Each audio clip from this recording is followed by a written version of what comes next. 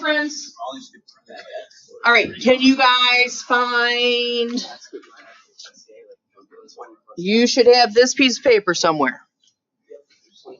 You guys did one of them before you left, right? Looks like this on the front, right? And you're gonna do the second one on the back, okay? Okay, make sure you put a title on your list. All right, you got your papers, kiddo? What's that? No, I just put the letter X up at the top because it's like an unknown variable. Okay? Does anybody need a copy of the paper? Here we go. I'm putting a title or an X in for the title, and now I'm typing in my data. Why don't you grab 2 calculators in case the mod shows up? That'd be awesome. Thank you. We're doing the bottom one, which starts with the number 20. Right? Fake legs out. I feel like it might come off. That's probably gonna be so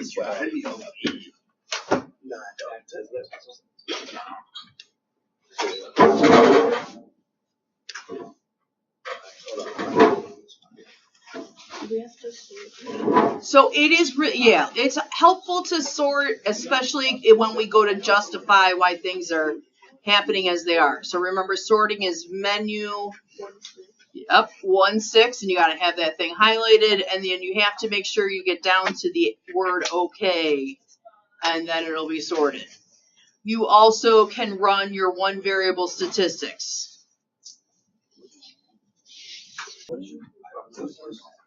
So now you're running your 5-number summary.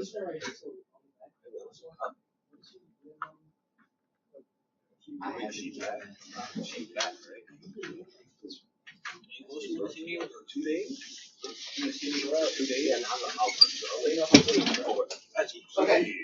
Which one are you doing? Okay, do this one. Just move on. Yeah, we're having you move on. Okay. And all I want you, we're going to do some stuff together. Today is the day to make sure you know how to do this, because we're not going to spend more class time learning how to do an outlier calculation. All right. So you write down your 5-number summary.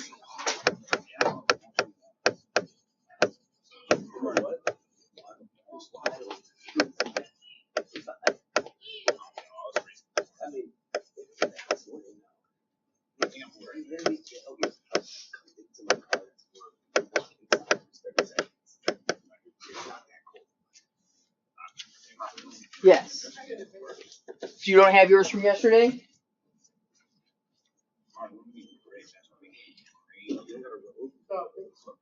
A pencil? Okay, they're just over on that table. I moved them temporarily because I have a class that needs them over there. I will put more out. I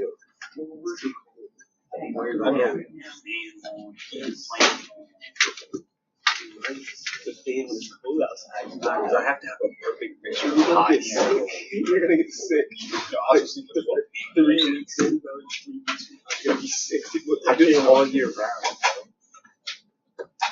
And I'll also sleep like 8 blankets.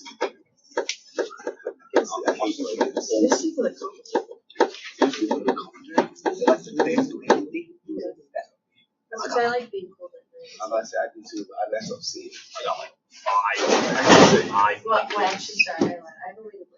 Okay, I have that too. But that's like, yeah, I've waited and heated and my regular cover, and I have like I have a straight like pineapple. I got this all pink. And then I also sleep with like 5 pillows. Yeah, there's 4 in the bed. I only use 2 of them. I use my other pillow for most of it. Yeah,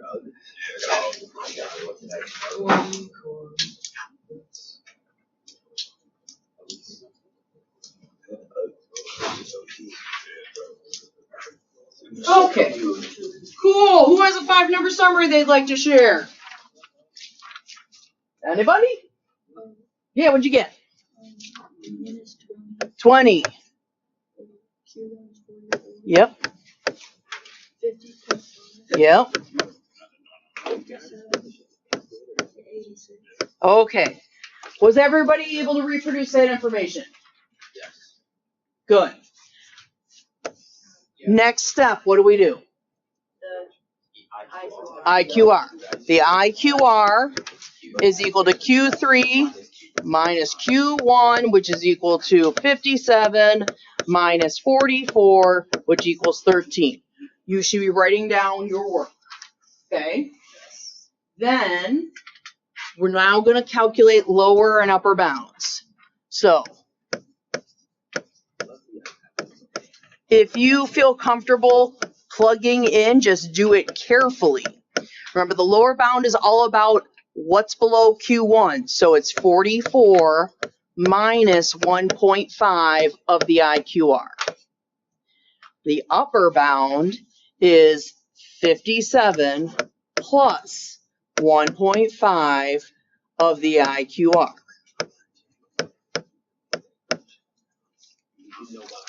Okay, so now you do those two calculations.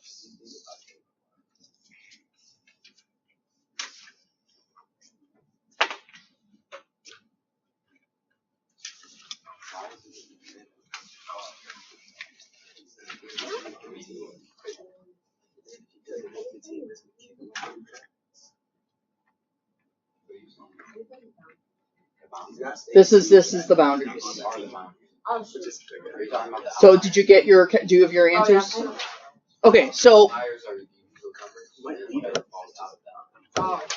yeah, so 24.5, right? And 76.5. Now these are invisible fences, essentially. Invisible fences. Is that 577? 57715? 57 plus 1.5. Oh, I thought that was another 7. Okay, so did you got these two answers? Okay, now pause. Okay. Pause. It's a lot of numbers. Okay, so I'm going to write down the word outliers.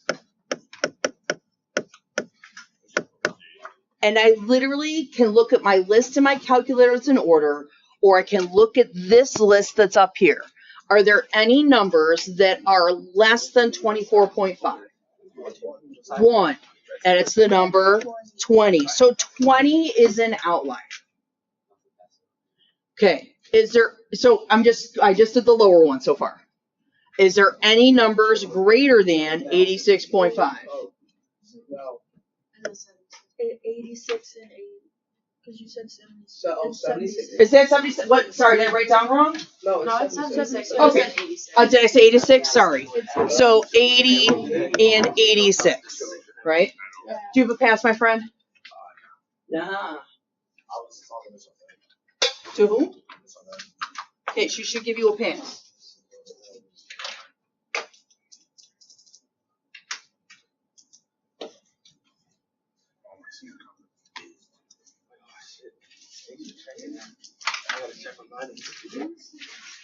Okay. Now, this is where the sketch gets a little bit sketchy. The problem is this is an extremely small set of data. Agreed? Okay. So what happens is there will never be a change with the box. The box is always going to be the same. It's going to be 44, 50.5, and 57. We know that on this side, there is definitely going to be one dot or outlier. And we know on this side, there are 2 dots because there's 2 outliers. But the problem is this is an extremely small set of data. Okay. I'm going to go back to my calculator. When I look at my numbers here at the top, why do I have an 89?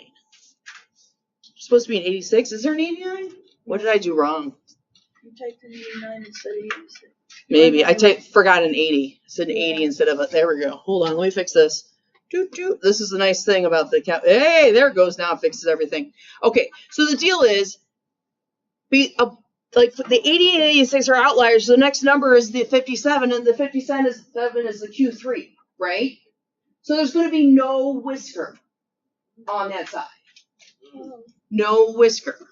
But however, on the other side, There's the 41, right? And Q3 is 44. Now this rarely happens. So I do have a whisker here because I have a 41. This was my 20. This is my 80. This is my 86. Now this is our modified box plot, right? Okay, now your calculator can do this too. So if you have your data in your calculator, hope you still do, and I'm going to go back to the calculator now. Did you put a title up here? Did you give it like an X or something? Or, yeah. So now I'm going to add a page. You hit a control and you hit the word dot because it says plus page above it. I'm going to add a visualization page, which is page 5, right? Did everybody get dots? Yes. Great. Now we're going to click to make our dots glue to an axis. There we go. We now have a dot plot. Okay, we don't want a dot plot. So we go to menu. What type of plot do we want? A box plot. So I'm going to hit the number 2. And this is what my box plot looks like. Does everybody's box plot look like this, or does anybody have full whiskers? Okay, so this is the deal. If it comes up like this, it's a modified box plot. And what's great is now you can hover over the values to see what things are. Hey, 44, 50.5. So you don't even have to run the thing, right? And then here's your 2 values out here. It gives you a fairly nice access to think about transferring to paper, right? But now this is even the better part. Go to menu. You go to plot properties. And what does number 3 say? Extend the whiskers. So this is a box plot. If I go to menu again and go to plot properties, now it says, show me the outliers. That's your modified box plot. It does. Boom. Did everybody see that happen? The magic? Okay, great. So, under menu, under plot properties, did you see the very first thing? Oh, yeah. Extend or show. Extend or show. All right. So, before we go back to our notes, here it is. This is your thing I'm going to collect. You're going to be given a set of data. You're going to make the 5-number summary and the box plot without outliers. Then you're going to find the outliers and you're going to make a modified box plot. I will come around and answer questions. And I'm collecting it. Capiche? Capash. Yes, you're doing it right now. Should take approximately 20 minutes at the most. I will make sure you understand the data table in just a second. Okay, good. Okay? 1 for you. Whee! 1 for you. 1 for you. 1 for you. There you go. 1 for you. There. Well, so this data, it's not just a list of numbers. It's a data table with information. So let's make sure everybody understands the information. Okay. So up at the top, this is data from 2012, Major League Baseball team payrolls in millions. So the lowest paid team was the Padres. Their payroll was $55 million. How many teams do we have represented? 30. The highest paid team is 198. Now the data's in order. So 1, you don't have to sort it. 2, if you're really clever, you could do it right by hand here, but I would recommend going to the calculator. And you're just typing 55, 55, 61. Do you understand? It's not that bad. Type in the payroll data and get your 5-number summary. If you want to check your 5-number summary before you do anything else, that's highly recommended. That's on your paper here. Here, right? That ends it with a whisker at, so it's 200 right here, right? This is where your whisker is. Okay, like that, and it goes down to the 3rd quartile. The whole box plot is the exact same box plot to Q3, on down below, what's the only thing that's going to change? The only thing that's going to change is at 200, there's going to be a dot for the Yankees, right? And then what's the team that's below the Yankees? Yeah, the Phillies. And they're at 175, 190, 180. So the whisker is going to go here at 175. But this whole part of the box plot, this 75% looks exactly the same on both. I have too many pens in my hands. All right. All right. And then, so basically what I want to do to finish everything up for today, you guys are still working. We need to go here. They go back. They play. That's crazy. You got to go to LA to Canada. You're finding page 27. Before we do this problem and this problem, which is the end of the lesson, we're going to watch 2 parts of the Party Sabetti thing. Okay? So we're on page 26. 27, I lied. 27. You should see this crazy box plot. And if your box plot didn't photocopy well, the maximums are here right under the words. So you can see the beef. And this is a turned box plot. Notice that it's vertical. So fix the tails so you can see them. Okay? So fix the tails in your picture so you can see them. And I'll start the video here in a second. I'm going to split the video into 2 parts, the beginning and the end. Because I want you to see how the data is collected. But you guys already know how to make a plain box plot. That doesn't matter. We don't need to see that again. All right. Everybody got their whiskers. You'll see it again in just a minute. Okay, so here we go. Party Sabetti. Party Sabetti. She's great. All right, so let's start right.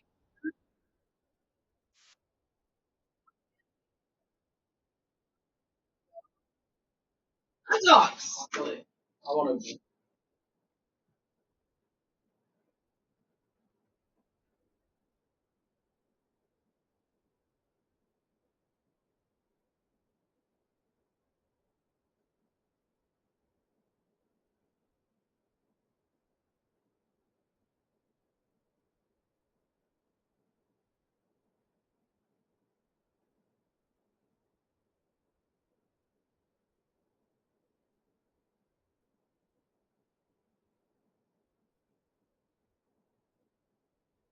Focus.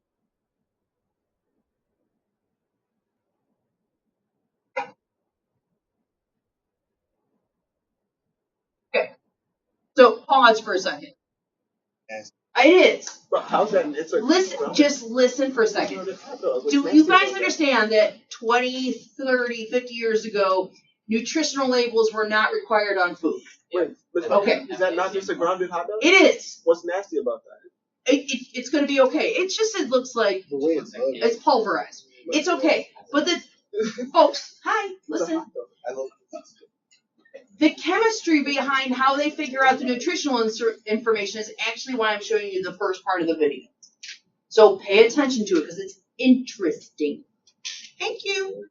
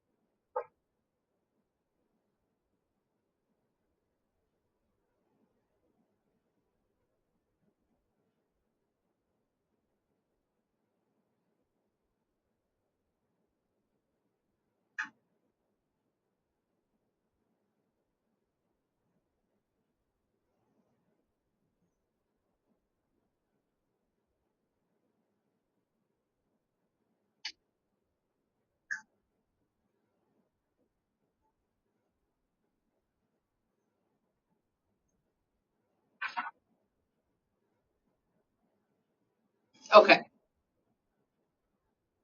So she's going to go through the process of making a box plot out of all these different hot dog data. So this is a bunch of different beef hot dogs you could find at your grocery store, their calorie counts. Now, what gets exciting is when we get down to here. Okay, there we go. Hi, party.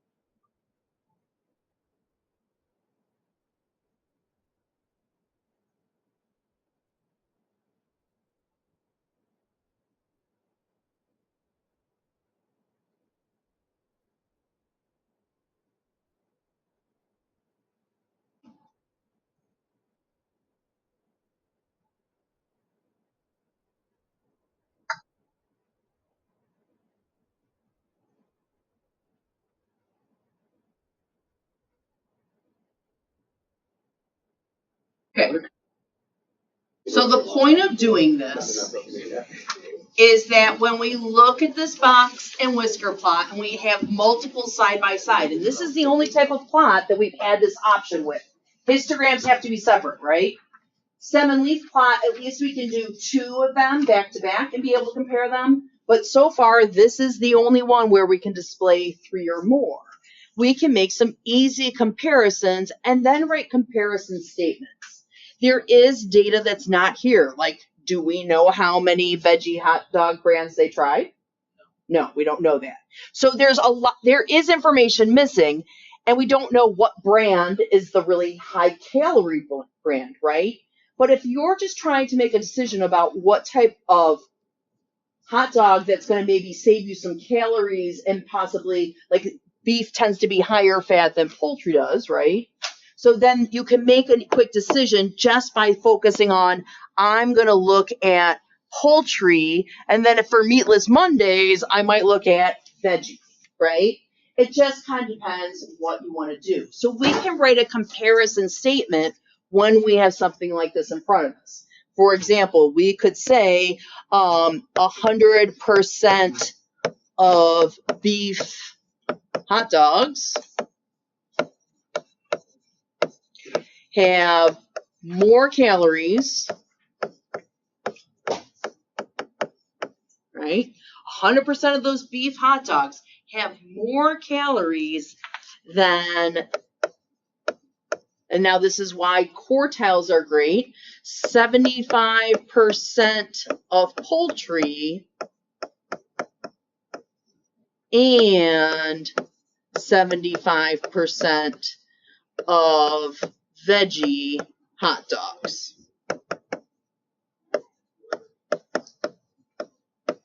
Is that 78 or 75? These are both 75s. Oh, They're just really bad 75s because I wrote them fast. Who's eating veggie hot dogs? my aunt. I do. I mean, I don't regularly do it, but when I'm hanging out with my family, I do. You like them? They have a different texture. They actually, what's really good. So there's tofu, and then there's I want to say it's seitan. I don't know how to pronounce the word. That one actually can make a really good fake bacon flavor. And I mean, the thing is, it's all about spices, right? And so the hot dog itself is already seasoned. Like it's kind of like sausage is in there with salt and pepper and all that. So the deal is the problem with beef, FYI, the problem with beef is that those cows like to fart. And the farting and the poop is methane. And then the methane is creating the ozone layer hole increase and is causing global warming. So if you really want to look at different things that cause global warming, cattle farms are part of the problem. I'm serious. Then poultry Poultry is a slightly better thing, but then once again, you could also go with the ethics of how we treat our animals and having all the chickens cooped up, and then we kill them. So there's that. Veggie hot dogs, most people believe that soybeans do not have feelings or they're not sentient beings. So that's one of the reasons why some people choose to be vegetarian. They also choose to be vegetarian maybe because it is less expensive or more nutritious. Like this is low calorie, but it's probably high protein, less fat. And so it's their decisions. And some, like my brother and sister-in-law are vegans, and they're lovely vegans because they don't force it down your throats. You know, they like when I go out and visit them in Indiana, I eat vegan because I'm sitting with them. But they did allow, like, they didn't get mad at Toby when he wanted to have chicken nuggets, and they got the meatless burger from Burger King, right? Burger King has Impossible Burger, right? So they're just like, crap happens, a veggie burger. Yeah. It's soybeans usually. Anyways, okay, next page. Beep. Next page. Beep. Beep. Beep.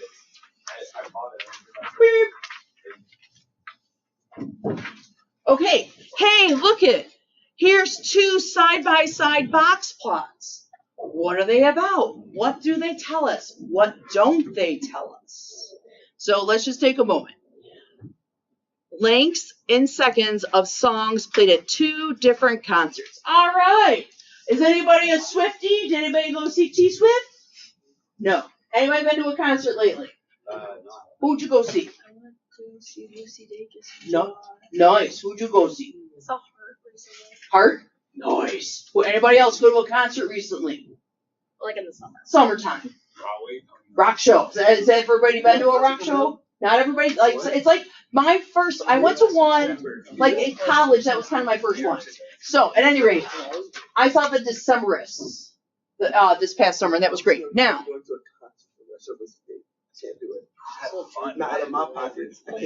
songs here are timed out in seconds. How long is a 4-minute song? 4 minutes. What about in seconds?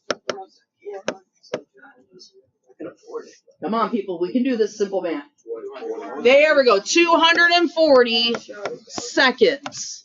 I listened to a 10-minute song. Yes. So, focus. So, most songs that are on the radio fall between 3 and 4 minutes long. Often, and there's also what's called a radio edit, okay, of a lot of songs. So if there's long intros or whatever, they take out things. There are some songs that are like 10 minutes long. If you listen to Green Day and you have the album American Idiot, Jesus of Suburbia is like the greatest song, but it's about 9 minutes long. Now, as a DJ, that was the freaking best because I could put on the song, go to the bathroom, and get back to the station without the song going to dead air. Does that make sense to everybody? I was a DJ. That's You are cool. fire. That's actually cool. It is lit. Anyways, back to this. We'll talk about my past life sometime. Here we go. Concerts. How do we describe shapes of distributions? What words do we use to describe shape? Square. Circle. Oh my God. Shapes of distribution. But we just don't know. Skip distribution right. You laugh. Okay. We're so good at this. That's some really long M's right there. Symmetric. Oh wow. Great. We were just joking. I know. Well, maybe. You might have been joking. So, hey, what shape is concert 1, kids? Oh, yeah, because each of the shape, like, do you see how this side is equal to that side? Oh, yeah. And that side is equal to that side, and I can cut it in half and fold it? Yeah. Symmetric. That one is skewed to the right. That's right. This one is skewed right. So, at some point next week, you're going to have to be able to tell me that without a friend helping you? And the answer is not hexagon. Next, which concert has less variation in song lengths? One. Concert 1, how do you know? Because it has less and they're more closer to that. Okay, so there is a smaller That's what I meant. IQR and a smaller range. Cool. All right. Now, for concert 2, do you guys think that 390 is an outlier? Yes. Yes. Now, did you realize there's enough information here to actually determine that it is an outlier? There is, because do we know Q3 and Q1? Yeah. So if we have a box plot, we can do Q3 minus Q1, and we can get the length of the IQR, which is 64.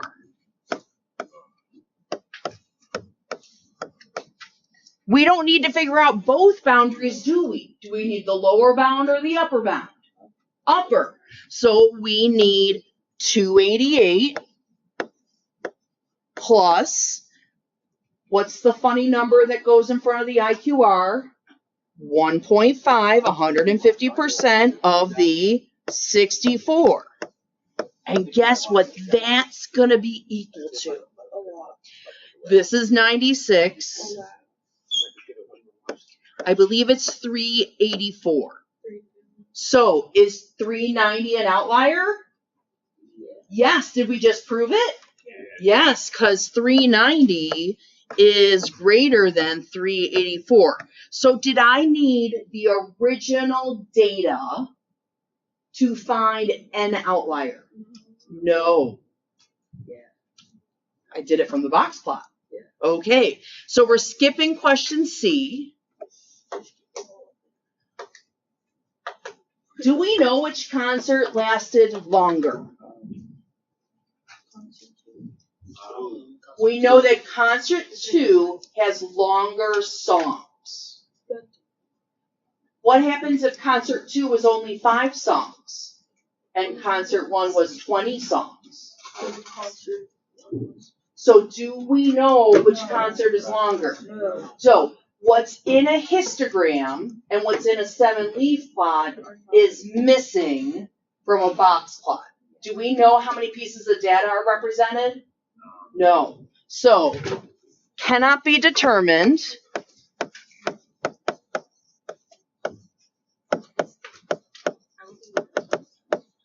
because we do not have the original data